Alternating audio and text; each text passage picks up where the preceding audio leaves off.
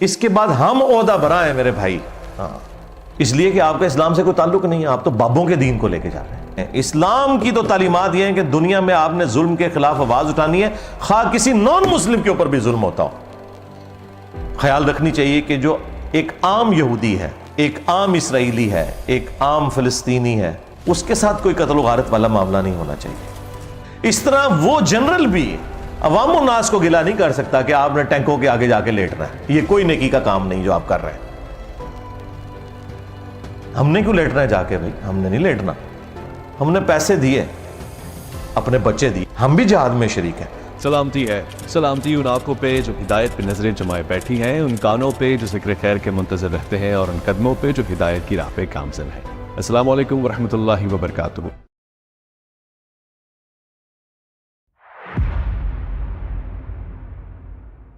اب اگر کہیں پر کوئی ظلم ہوتا ہے اور اس کے خلاف پاکستان کی حکومت یا اسٹیبلشمنٹ آواز نہیں اٹھاتی، یہ اللہ کے حضور مجرم ہے، ہمارا کوئی لینا دینا نہیں ہے، کیونکہ ہم نے اپنا حق ادا کر دیا۔ پیچھے سے اسے جو لوگ کھانا پرووائڈ کرتے ہیں وہ بھی جہاد میں شریک ہوتے ہیں، اس سے پیچھے جو لوگ کھانے کے لیے ریسورسز پرووائڈ کرتے ہیں یعنی ہم بھی جہاد میں شریک ہیں۔ ہر بندے کی اپنی ڈیوٹی ہے، ہمارا کام صرف اپنی ویڈیوز کے ذریعے ان چیزوں کو ہائی لائٹ کرنا ہے، دیٹس آل۔ یہاں بیٹھ کے کڑ کڑ کے مرنا نہیں ہے آپ نے کہ پتہ نہیں ادھر کیا ہو گیا۔ اور یہ بھی یاد رکھیں، اسلام کی تو تعلیمات یہ ہیں کہ دنیا میں آپ نے ظلم کے خلاف آواز اٹھانی ہے، خواہ کسی نان مسلم کے اوپر بھی ظلم ہوتا ہو، اس چیز سے بھی آپ باہر نکلیں۔ اسلام انسانیت کا درس دیتا ہے، اسی لیے اللہ تعالیٰ نے سورۃ المائدہ میں فرمایا کہ جس نے ایک انسان کو بھی ناحق قتل کیا، ایک جان کو، مسلمان کی بات نہیں ہو رہی، ایک جان کو، گویا اس نے پوری انسانیت کا قتل کر دیا، سوائے دو استثناء کے کہ قتل کے بدلے قتل ہو رہا ہو یا فساد فی الارض کو ختم کرنے کے لیے، اور وہ بھی جوڈیشلی کے تھرو۔ ایکسٹرا جوڈیشل ایکٹیویٹی آپ پرفارم نہیں کر سکتے، نہ کوئی ریاستی ادارہ کر سکتا ہے، نہ کوئی مذہبی جماعت کر سکتی ہے۔ تو ایک جان کا قتل پوری انسانیت کا قتل، اور جس نے ایک جان کو بچایا گویا اس نے پوری انسانیت کو بچا لیا۔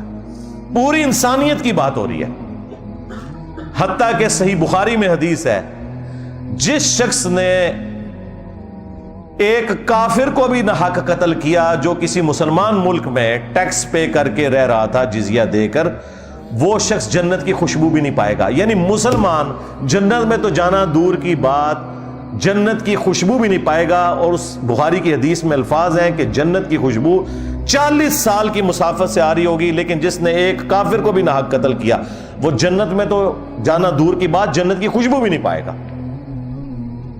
آپ جڑا والا میں جو مرضی کرتے رہے، آپ کو کون پوچھنے والا ہے؟ آپ سری لنکن کو مار دیں، آپ کو کون پوچھنے والا ہے؟ اس لیے کہ آپ کا اسلام سے کوئی تعلق نہیں ہے، آپ تو بابوں کے دین کو لے کے جا رہے ہیں۔ تو ان ساری خرافات کے بعد اگر میں یہ سلوگن بلند کروں کہ مرنے سے پہلے اے مسلمان کر لیں اس پہ غور، کتابوں کا خدا اور ہے، بابوں کا خدا اور، کتابوں کا دین اور ہے، بابوں کا دین اور، کتابوں کا پیمبر اور ہے، بابوں کا پیمبر اور، تو میں جسٹیفائی ہوں کہ تم لوگ صرف اللہ رسول کا نام لینے والے ہو، عز و جل و صلی اللہ علیہ وآلہ وسلم، تعلیمات تم نے نہیں مانی قرآن و سنت کی، گویا کہ تم پھر کسی اور خدا کے ہی ماننے والے ہو، اگرچہ خدا سب کا ایک ہے، خواہ مسلمان ہو، جیوز ہو، کرسچنز ہو، ہندو ہو، سب ایک ہی خدا میں بلیو کرنے والے ہیں۔ لیکن پریکٹیکلی تعلیمات کے اعتبار سے تو گویا کہ تمہارا خدا، تمہارا دین، تمہارا پیغمبر کوئی اور ہے، کیونکہ دین کی تعلیمات سے تم لوگ 180 ڈگری چل رہے ہیں۔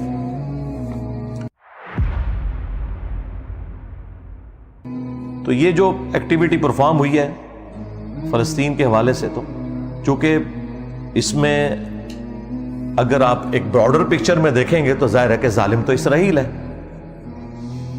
ہاں اگر آپ ایک شارٹ ٹرم دیکھیں تو اس وقت انیشیٹو لیا ہے حماس نے، اور اس میں یہ چیز بھی خیال رکھنی چاہیے کہ جو ایک عام یہودی ہے، ایک عام اسرائیلی ہے، ایک عام فلسطینی ہے، اس کے ساتھ کوئی قتل و غارت والا معاملہ نہیں ہونا چاہیے۔ اور یہ جو ان کا اس وقت پرائم منسٹر ہے نیتن-یاہو، یہ تو بڑا ایک اسٹرانچ قسم کا ایک یہودی ہے، اور اس نے دیکھیں اسرائیل کی طرف سے جنگ ڈکلیئر کر دی ہے، اور انہوں نے کہا کہ اب ہم یہ جو تھوڑا سا حصہ بچ گیا یہ بھی لے لیں گے۔ اب مجھے نہیں لگتا کہ اسرائیل پیچھے ہٹے گا، ہاں یہ اب کسی ایک بڑے معاملے کی طرف ہی بات جانے والی ہے، کیونکہ اب انہوں نے یہ ڈیسائیڈ کر لیا کہ وہ ایک چھوٹی سی جو غزہ کی پٹی رہ گئی تھی نا، جس کے ایک طرف میڈیٹرینین سی آتا ہے، ایک طرف ایجپٹ ہے، اور باقی دو طرف اسرائیل نے ایک باڑ بنائی ہوئی ہے، اور ایک سمجھ لیں ایک جیل خانہ ہی ہے اتنا بڑا، جہاں 20 لاکھ کے قریب مسلمان رہتے ہیں، اور ان کی حالت بھی اتنی ناگفتہ بے ہے کہ آپ سوچ نہیں سکتے، پینے کا پانی بھی ان کے پاس اویلیبل نہیں ہے۔ یعنی آپ کو لگے گا وہ 1000 سال پرانے کو رہنے والے لوگ ہیں، جس طرح کی ان کی زندگی بیچاروں کی مشکل ہے۔ تو اب اس صورتحال کے اندر معاملات ظاہر ہے اس سے آگے کی طرف جائیں گے، صورتحال بگڑے گی۔ اللہ تعالیٰ مسلمانوں کا پرسان حال ہو، ہم تو دعا ہی کر سکتے ہیں یہاں بیٹھے ہوئے، اور اپنے بڑوں کو صرف پرابلمز کو ہائی لائٹ کر سکتے ہیں کہ آپ انٹرنیشنل میڈیا میں آواز اٹھائیں اس حوالے سے، اور اس معاملے کو سالو کرنے کی کوشش کریں۔ 70 AD کے اندر 70 عیسوی میں نبی الاسلام کی پیدائش سے 500 سال پہلے ٹائٹس جو رومن ایک جنرل تھا، اس نے حملہ کیا تھا یروشلم کے اوپر، اور اس وقت تو ظاہر ہے وہ بت پرست جنرل تھا، اور انہوں نے یہودیوں کو قتل کیا، کوئی 1.25 لاکھ کے قریب یہودی قتل ہوئے، اتنوں کوئی وہ قید کر کے لے گیا، اور ہیکل سلیمانی برباد کر دیا۔ اس کی صرف ایک دیوار بچی ہے جسے ویلنگ وال کہتے ہیں، دیوار گریا، اور جس کے سامنے یہودی جو ہے وہ اس طرح کر کے تورات پڑھ رہے ہوتے ہیں، وہ ایک دیوار وہ باقیات ہے ہیکل سلیمانی کی۔ اور یہ سلسلہ اسی طریقے سے ان کا رہا، پھر ڈائسپورا شروع ہو گیا، ان کا انتشار پوری دنیا میں پھیل گئے، ظاہر ہے وہاں سے تو وہ نکال دیے گئے۔ نبی صلی اللہ علیہ وآلہ وسلم کا دنیا میں آنا یہودیوں کے لیے بھی رحمت ثابت ہوا۔ آپ علیہ السلام کی مبارک دعوت کی برکت سے جب اسلام نے عروج پکڑا، اور سیدنا عمر کے دور میں یروشلم فتح ہوا ایک پیس ٹریٹی کے تھرو، اس وقت یروشلم پہ حکومت تھی کرسچنز کی۔ جب ہیکل سلیمانی توڑا گیا، اس وقت حکومت تھی رومن امپائر کی جو کہ بت پرست تھے، لیکن وہ بیچ میں ایک ان کا ایمپرر آیا کانسٹنٹائن II، جس کے نام کے اوپر قسطنطنیہ شہر ہے، اس نے کرسچینٹی اڈاپٹ کر لی۔ یہ آلموسٹ آپ سمجھ لیں نبی صلی اللہ علیہ وآلہ وسلم کی پیدائش سے 200-250 سال پہلے کی بات ہے۔ تو اس کی وجہ سے پوری کی پوری جو رومن امپائر ہے وہ کرسچینٹی میں کنورٹ ہوگی، کیونکہ اس وقت بادشاہ کا دین ہی رعایا کا دین ہوتا تھا۔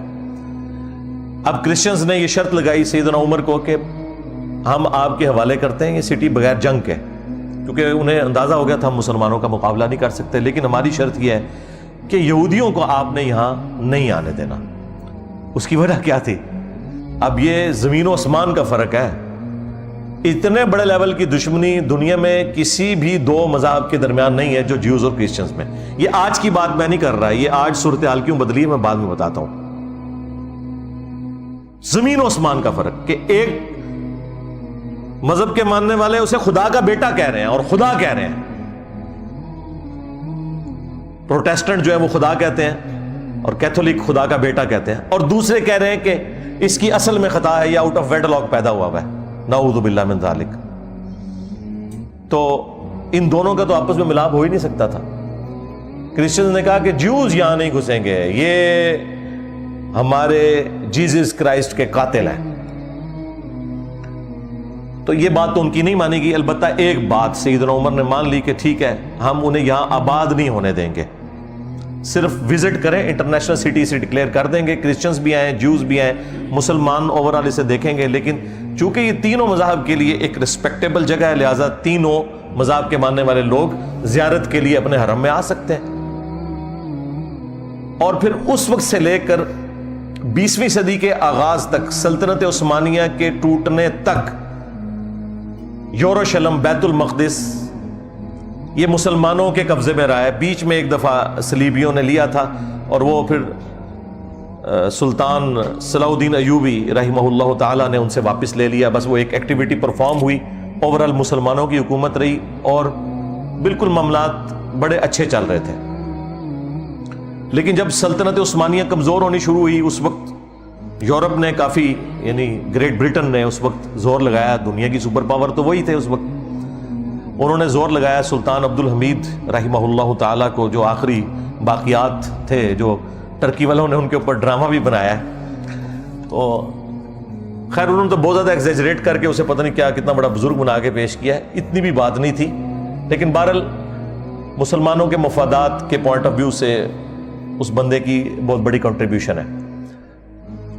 الٹیمیٹلی انہوں نے پھر ڈیسائیڈ کیا کہ ٹھیک ہے ہم ان کو دوسرے طریقے سے نپٹیں گے.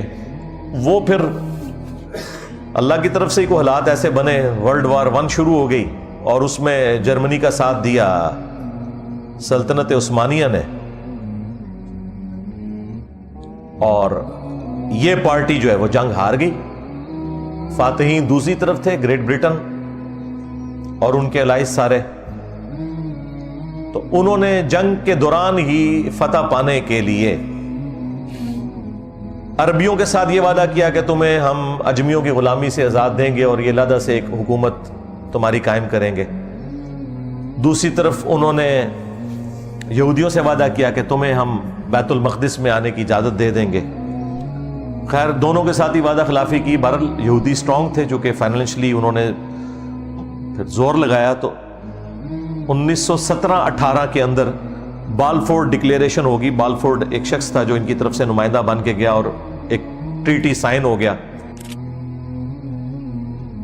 جس میں یہودیوں کو اجازت مل گئی کہ وہ دنیا میں کہیں بھی ہے نا, وہ یروشلم آ کے آباد ہو سکتے ہیں.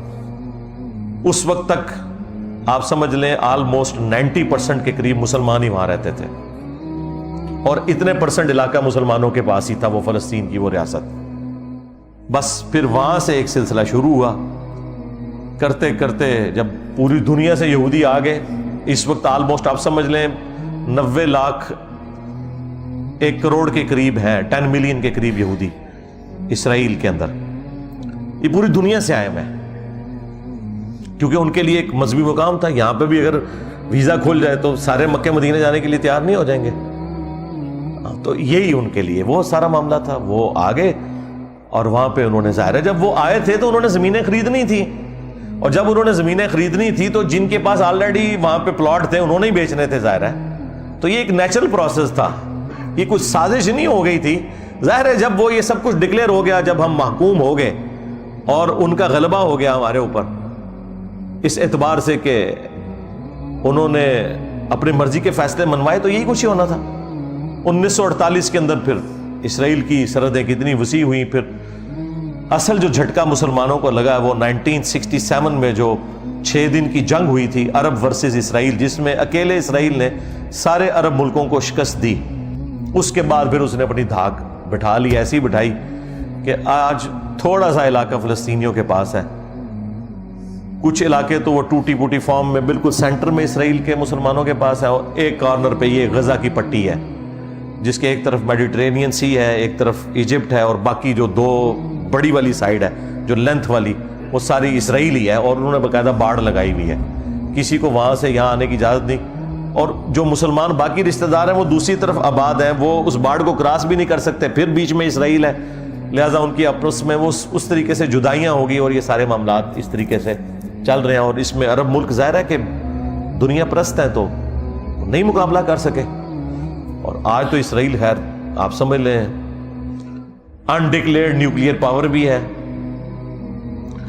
دنیا میں جو 7 نیوکلیئر پاورز ہیں ان میں سے ایک ہے وہ, 8 بلکہ کہہ لیں, انڈیا پاکستان کو ملا کے 7 اور 5 جو ویٹو کرنے والے ممبرانز ہیں, اور 8واں اسرائیل ہے.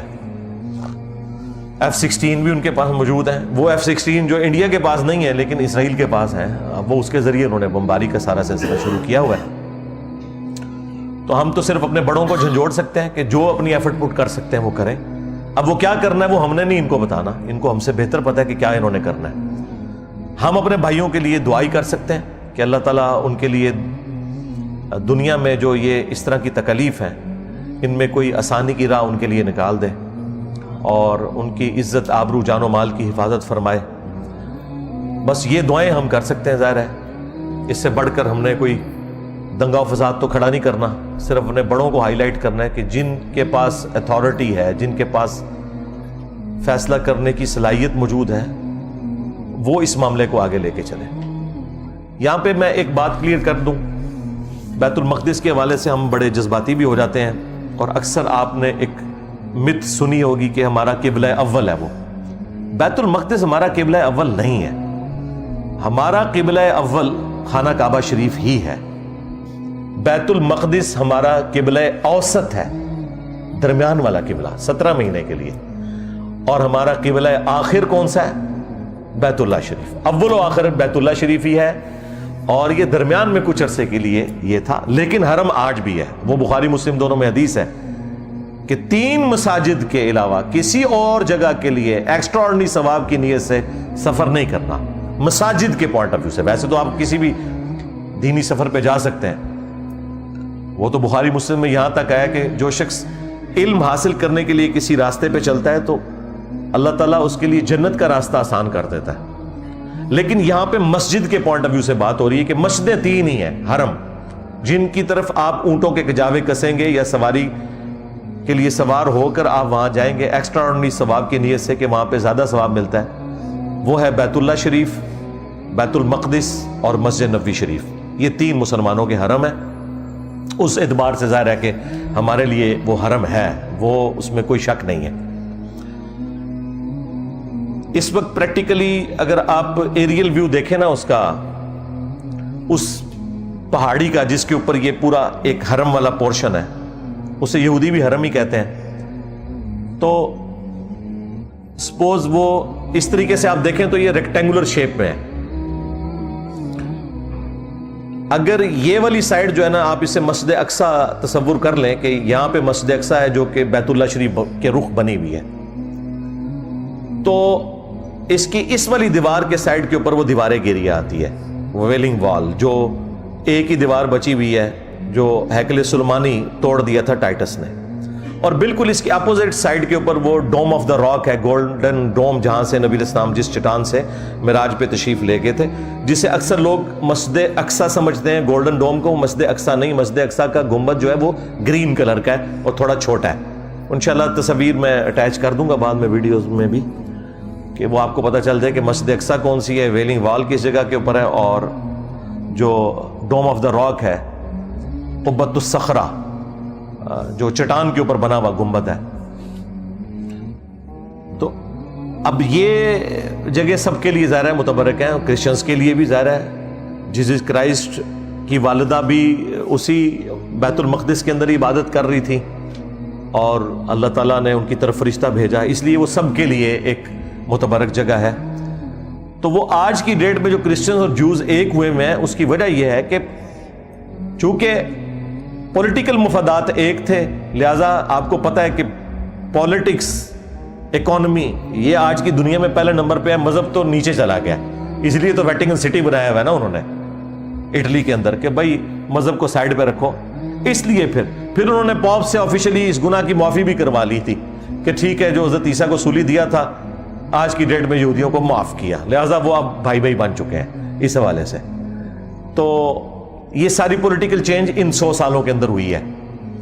پہلے تو آپ سوچیں کہ اس قدر قتل عام کیا ہے کرسچنز نے یہودیوں کا کہ آپ کی سوچ ہے. آپ پچھلی صدی میں ہی ذرا سیکنڈ ورلڈ وار میں دیکھیں نا, 60 لاکھ یہودی چلے احتیاطاً, وہ کہتے ہیں نہیں 60 نہیں 6 لاکھ تھے. جب 6 لاکھ بھی ہٹلر نے جو قتل کیے کوئی تھوڑا فگر تو نہیں تھا. اوورال 2 کروڑ کے قریب لوگ سیکنڈ ورلڈ وار کے اندر مارے گئے. یعنی انسانی تاریخ میں آج تک جتنے بندے مرے ہیں وہ ایک طرف, اس سے زیادہ صرف سیکنڈ ورلڈ وار میں مرے ہیں. باقی اس میں کافی اور باتیں بھی کی جا سکتی ہیں, لیکن فی الوقت تو میرا مقصد یہ تھا کہ ایک ہماری حاضری اس حوالے سے لگے, ہم گونگے شیطان نہ بنیں, صحیح بات لوگوں کو بتائیں اس حوالے سے کہ ہمارا کرنے کا کام کیا ہے. ہم نے اب یہ کرنا ہے کہ بجائے گالی گلوچ کرنے کے علمی طریقے سے سوشل میڈیا کے اوپر فلسطینیوں کے حق میں آواز بلند کرنی ہے اور لوگوں کو بتانا ہے کہ اسرائیل نے بدماشی کی تھی.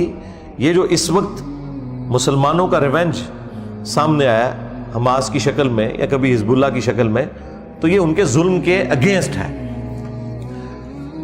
ٹھیک ہوگا جی. اللہ تعالیٰ سے دعا ہے جو حق بات میں نے کہی اللہ تعالیٰ ہمارے دلوں میں راسخ فرمائے. اگر جذبات میں میرے منہ سے کوئی غلط بات نکل گئی، اللہ تعالیٰ ہمارے دلوں سے ہی محو کر دے.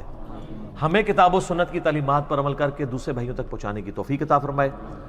سبحانک اللہم و بحمدک اشہد ان لا الہ الا انت استغفرک و اتوب الیک وما علینا الا البلاغ المبین. جزاکم اللہ خیرا و احسن الجزاء.